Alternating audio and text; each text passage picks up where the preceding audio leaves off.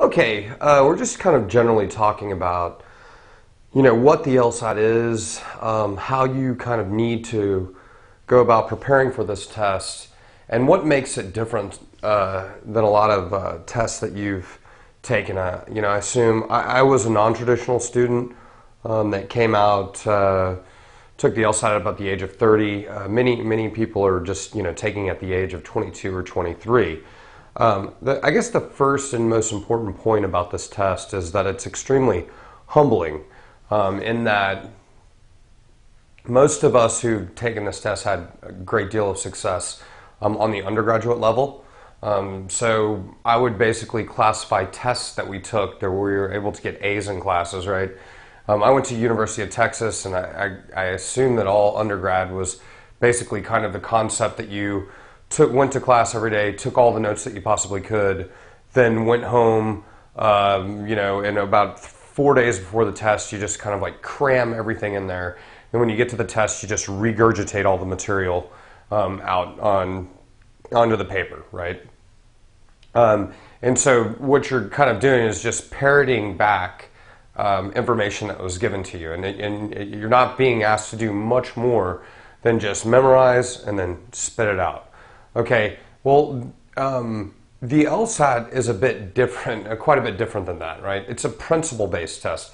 The other one I would call almost like a rote rehearsal type thing.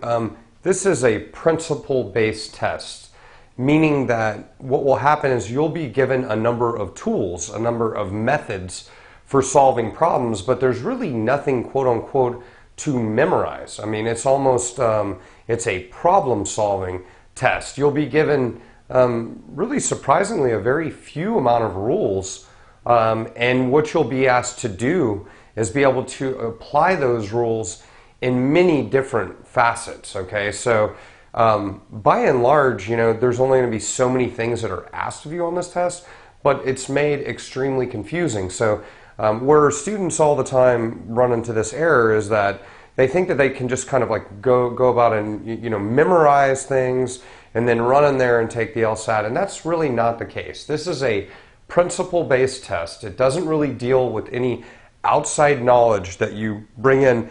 The outside knowledge it does deal with is how to solve logic problems, right? And how to understanding what assumptions are, or what is sufficient. It's kind of understanding tools, right?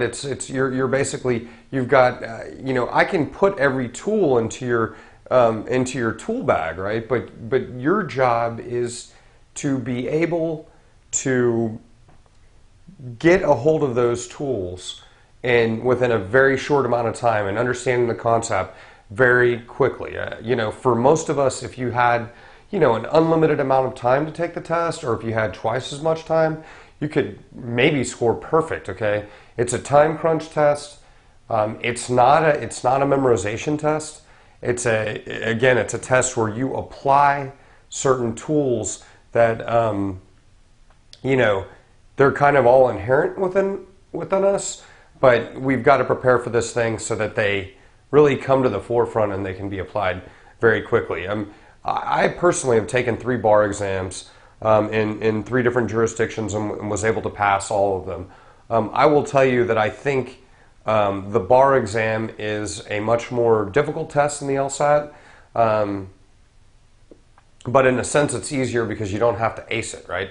But the bar exam is kind of a combination of what you would learn, what you would do in undergrad, which is kind of like memorize a bunch of stuff, and then it's kind of a combination of the LSAT as well. It's combining all of these different tools along with memorization and then applying them. So I think that makes it a little bit more difficult. Now, on your journey throughout taking this test, the thing that you've got to remember is to, when I took the test and I ended up scoring extremely well, people were talking about doing well on the test and they weren't practicing at it. Okay, so for me, I had to practice and practice and practice and practice.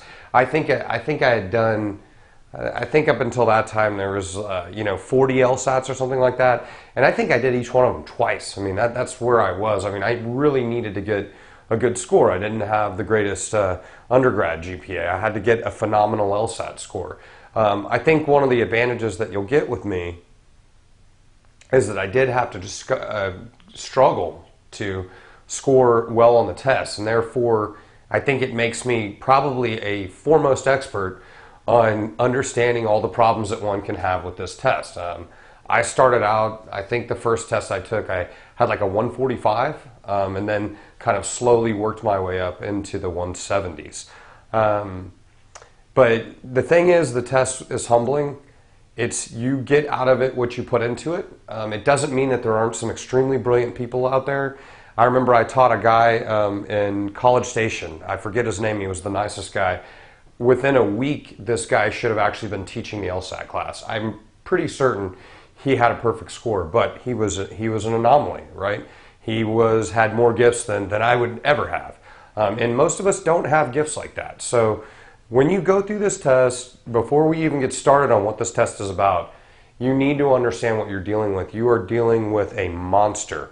And it's really one of the more serious events that will occur in your life, in my mind, if you want to go about being a lawyer, right? I mean, especially in this economy. I mean, the key to everything is to get this test separates people, right? I mean, I don't know how many are taking it now, but let's say there's 100,000 taking the test. Well, you need to get into the top 1,000. I mean, that should truly be your goal. That will then afford you the opportunity to go to the law school that you choose.